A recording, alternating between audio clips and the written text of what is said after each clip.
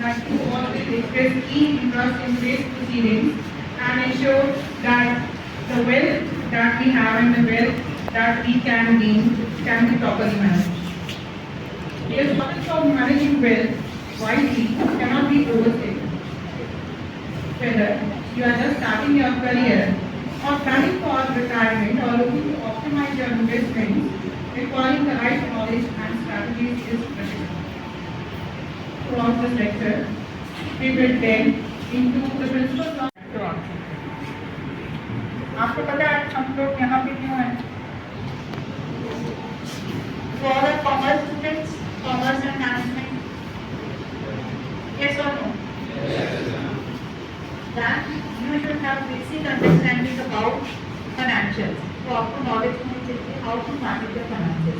अच्छा हम सब लोग स्टडी क्यों कर रहे हैं? जब अभी पढ़ते हैं क्यों हैं? इसलिए because later on in later stages we have to earn the money. यही purpose है ना आप लोगों का. Because later on जाके हम लोगों को अपना business start करना है. Then we want to earn the money, अपना livelihood चलाना है. हम लोगों ने जॉब करनी है. ठीक है, सबका अपना अपना purpose. But you will start earning. जब पैसा हाथ में आना शुरू होगा तो क्या करोगे? सेव भी तो करोगे ना. सोचोगे ना सेविंग्स भी करनी है.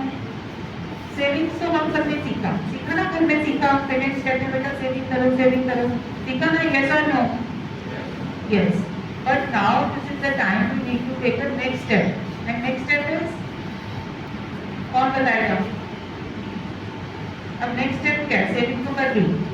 How we need to take the next step? और next step क्या है? Investments. Very good. अब अपने लिए shopping. Right answer. Shopping. अपने लिए. Very good. So this is the reason that these sessions are being conducted so that you should come to know that this is the time you need to take the next step. And next step is investments. अब ये बात करें हम India की. ठीक है, we standard literacy rate की बात करते हैं. जितने लोग पढ़े लिखे हैं. That is more than 80%. पर बात करें फाइनेंशियल लिटरेसी की तो हम स्टैंड करते हैं कितने में 27% पे. फाइनेंशियल लिटरेसी अंडरस्टैंड करते हो आप? फाइनेंशियल लिटरेसी मींस अभी भी कितने परसेंट लोगों को पता है कि पैसा कहाँ इन्वेस्ट करना चाहिए. अभी भी हम अगर घर में बात करें तो सेम पुराने डेज है ना.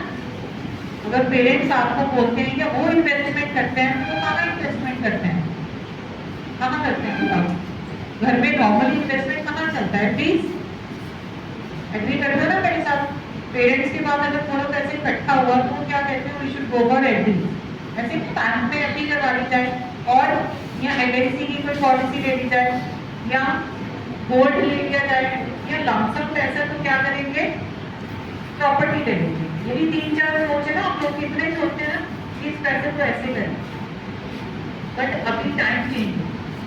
अभी अगर हम बात करें एफडीज की तो एफडीज में पैसा ग्रो करता है जल्दी जल्दी. बताओ एफडीज में पैसा बढ़ता है? नहीं बढ़ता ना. अच्छा आप सबका सेविंग बैंक अकाउंट है? आप सबका बैंक अकाउंट है? यस. कितनों का बैंक अकाउंट है? Raise your hands. मतलब मैक्सिमम आप सबका बैंक अकाउंट. अच्छा बता सकते हो आपको सेविंग पे कितना रेट ऑफ इंटरेस्ट मिलता है? 3 to 4%. इसे आंसर क्या होंगे? कुछ खड़े होकर आंसर करो. Very good. This is the right answer. 3 to 4% means पैसा जो ग्रो करता है वो 3 to 4% से करता है. मींस आपने अगर बैंक में पैसा रखा 100 रुपीज सपोज सिंपल एग्जांपल तो नेक्स्ट ईयर आपको बैंक कितना वापस करेगा? 104 रुपीज. इतना ही करेगा ना. तो 4% कौन सा रेट ऑफ इंटरेस्ट. पर आपको लगता है कि इन्फ्लेशन महंगाई कितनी स्पीड से बढ़ती है? It's more than 6%. वो 6% आता है जो बेसिक नेसेसिटीज पे आता है. बट एक्चुअल में देखा जाए तो मेडिकल और एजुकेशन सेक्टर में जो इन्फ्लेशन है वो 8 to 9-10% इतनी स्पीड से बढ़ जाता है. बट पैसा ग्रो कर रहा है 4%.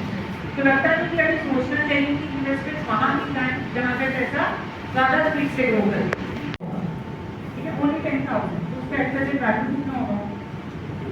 Rough idea. चलो गेस करो कितना? 1 करोड़.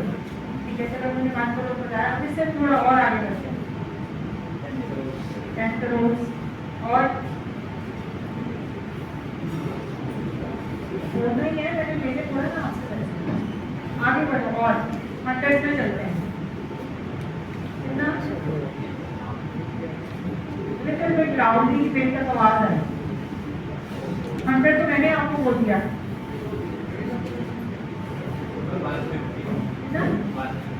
150 इससे क्या अब इस साइड से कोई बोला कितना हो सकता है उसका value is near about 440 crore. तो आपको लगता है किसी और इन्वेस्टमेंट में इतना वो है वैल्यू है कि इतनी जल्दी बढ़ जाएगा नहीं ना।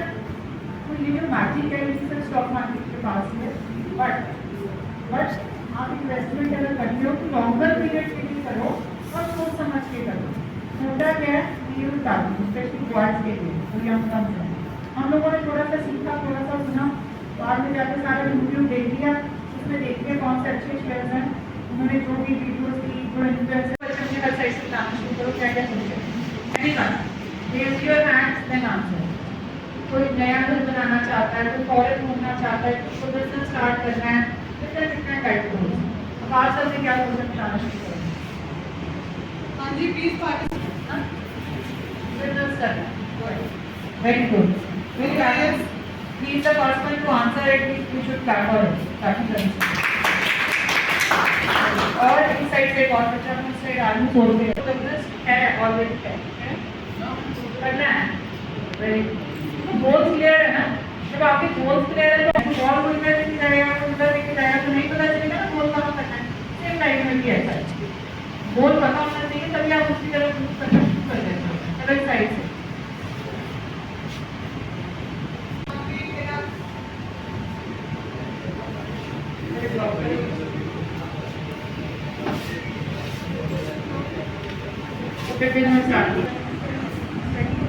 देखिए ना विदाउट फाइनेंसिंग ये पॉसिबल नहीं है। हम पढ़ते हैं तो भी पैसा चाहिए बिजनेस सेटअप करने को भी पैसा चाहिए और घूमने जाने को भी पैसा चाहिए। तो जब भी आप अर्न करना स्टार्ट करोगे स्टार्ट अर्निंग तो फर्स्ट स्टेप क्या लेना है आप सबने सेविंग। स्कूल आप 1 लाख पर मंथ अर्न करो स्कूल आपको पॉजिटिव सोचेंगे परसेंटेज शुड बी सेव। हमेशा ये याद रखना golden rule 50-30-20 50% needs 30% wants and 20% savings। अगर आपने फर्स्ट सैलरी का फर्स्ट बिजनेस इनकम से अपना पैसा सेव करना कर दिया then later on later stage 40-50 पे जाके आपको सोचना नहीं पड़ेगा कि मेरे पास पैसा है या नहीं। ठीक है बिकॉज फर्स्ट टाइम ले लिया ना हमने सेविंग के लिए तो ये रूल याद रखना 50-30-20।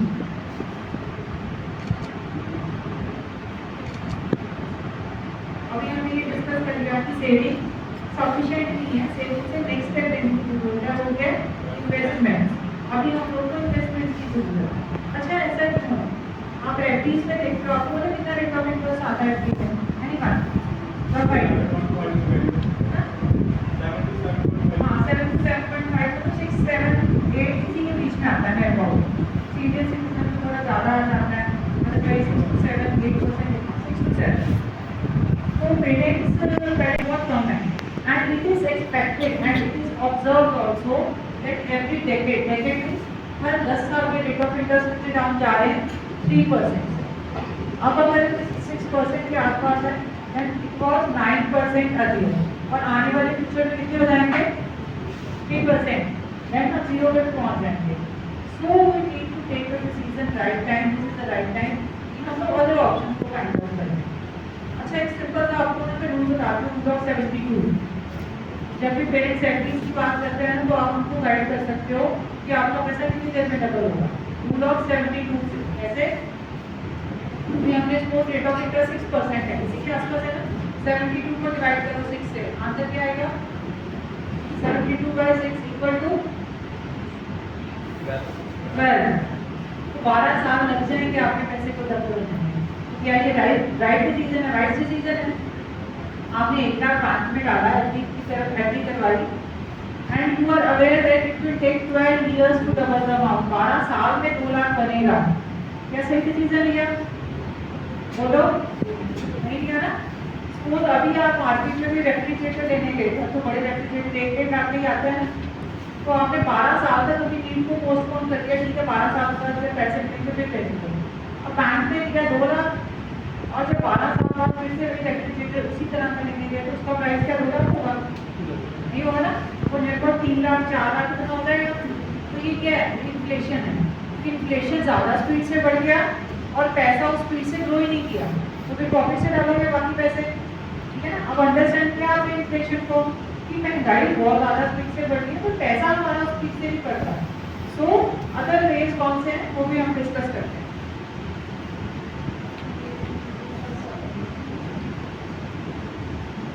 अब इन्वेस्टमेंट ऑप्शंस कौन कौन सी? These are the different investment options. बहुत ज़्यादा है तो कंफ्यूजन क्रिएट करता है। We have gold, we have mutual funds, provident fund है। प्रोविडेंट फंड मीन्स आपका अकाउंट खुल जाता है, देन टर्म डिपॉजिट, आपके पास एफडीज हैं, गवर्नमेंट स्कीम्स हैं। गवर्नमेंट स्कीम्स कौन सी हो गई? For example Sukanya Samriddhi scheme for girl child, और गवर्नमेंट बहुत सी स्कीम्स हैं, आज इस सेक्शन में उतना भी डिस्कस कर सकते हैं। देन अटल पेंशन योजना है, बहुत सारी स्कीम्स है government. Then bonds and debentures हैं। बॉन्ड्स एंड डिबेंचर्स की आप कंपनी जो है लोन लेती हैं आपसे और आपको बॉन्ड्स एंड डिबेंचर्स इशू करती हैं। जैसे एफडी पे भी रेट ऑफ इंटरेस्ट मिलता है, वैसे उससे भी ऊपर रेट है। these are the different options पर इसमें से कहाँ पैसे इन्वेस्ट किया जाए ये अलग से कंफ्यूजिंग पॉइंट है।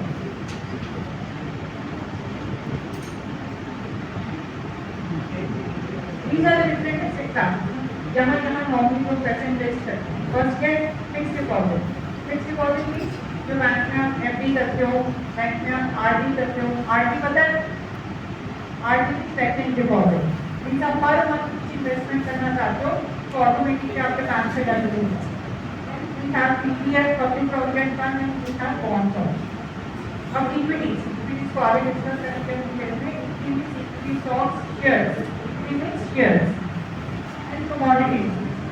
हम इंडियंस तो वैसे गोल्ड पे बहुत इन्वेस्टमेंट करते हैं, तो यहाँ हाउस गोल्ड अपना नहीं पता ना। तो मदर के पास पैसे आ जाए तो वो कहाँ लगाएं? सबसे पहले गोल्ड में, इसी का गोल्ड बाय करते हैं।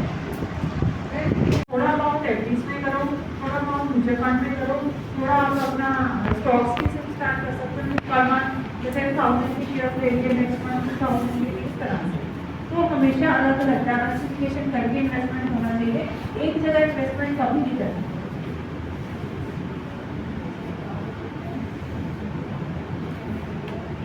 अब इक्विटीज शेयर्स को अंडरस्टैंड करते हैं। बट ना कॉमर्स में इक्विटी शेयर्स, अब शेयर्स हैं क्या?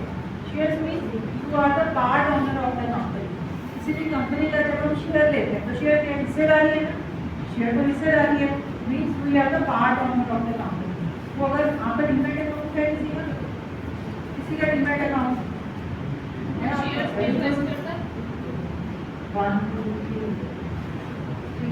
Very good. तो आप करते हो ट्रेडिंग करते हो, क्या करते हो? इंट्राडे रिस्क ही लगता है आप ट्रेडिंग इन्वेस्टमेंट दोनों करते हो। एक और बच्चे ने हैंड रेज किया, आप ट्रेडिंग और इन्वेस्टमेंट दोनों करते हो। ट्रेडिंग से सीखते हुए इन्वेस्टमेंट इसका लॉन्गर पीरियड, ठीक है। आपको पता है डीमैट अकाउंट होता क्या है, छोटा छोटा नहीं है। Demat account means dematerialization. जैसे पैसा रखने के लिए बैंक अकाउंट चाहिए, चाहिए ना, पैसे को तो सेव कर सकते हैं। वैसे ही अगर आप शेयर्स को बाय सेल करना चाहते हो तो आपका डीमैट अकाउंट होना चाहिए। ऑलवेज कीप इन माइंड कि जब भी आप अपना डीमैट अकाउंट ओपन करते हो हमेशा रजिस्टर्ड जो इंटरमीडिएट उनके साथ करो। रजिस्टर्ड इंटरमीडिएट मतलब बैंक्स को कौन रेगुलेट करता है? आरबीआई। स्टॉक मार्केट को कौन रेगुलेट करता है? SEBI. Mutual fund, stock market. तो जब भी आप अकाउंट ओपन करते हो, बच्चे ऑनलाइन भी करते हैं ना, ऑनलाइन कौन कौन से ऑप्शन है? इंटरवन है, ग्रो है, ग्रोरा है, शेयर मार्केट, आप स्टॉक से बहुत सारे ऑप्शन। जब भी आप ऑनलाइन भी करते हो तो देखो ये कंपनी जो है, जो ब्रोकर जो है रजिस्टर्ड है सेबी के साथ, सब डिटेल्स आपको ऊपर भी मिल जाती है। ऐसे ऐसे किसी के साथ ओपन नहीं करना कि फोन कॉल आया मुझे सेबी को मैंने ओपन कर दिया, नहीं, फिर बाद में आपको कोई सोल्यूशन नहीं मिल पाता उसके। ओके, अब इक्विटीज की बात करते हैं। इक्विटी मीन्स उस कंपनी में आप पार्ट ओनर हो जाते हो। अगर किसी के पास उस कंपनी के मोर देन 50% शेयर हैं, देन उनके पास उसका कंट्रोलिंग राइट्स रहते हैं, ठीक है। अदरवाइज शेयर्स के बेनिफिट क्या है? देखो डबल बेनिफिट है। शेयर्स बाय करके एक शेयर का जो वैल्यू है वो टाइम के साथ साथ इंक्रीज होगा ना। जैसे अभी हमने जिसको को एग्जाम्पल दिया तो वैल्यू कितना बढ़ गया। अब हर केस में तो ऐसा नहीं है, तो 100 का शेयर लिया और इन फ्यूचर वो 120 का हो गया, तो 20 रुपीज प्राइस बढ़ गया। Okay, then is dividend. Dividend means जो कंपनी प्रॉफिट अर्न करती है उसका कुछ पार्ट जो है वो शेयर होल्डर्स को दे देती है, दैट इज कॉल्ड डिविडेंड। उसको डिविडेंड बोलते हैं। तो हो गया ना, अगर रेगुलर डिविडेंड आ रहा है तो वो भी सोर्स ऑफ इनकम है, और कैपिटल जो वैल्यू है वो तो आपकी एप्रिशिएट हो ही रही है, तो डबल बेनिफिट हुआ, पैसा भी बढ़ा और रेगुलर इनकम भी है। अब हमने सब सीख लिया, शेयर्स हैं, इन्वेस्टमेंट करना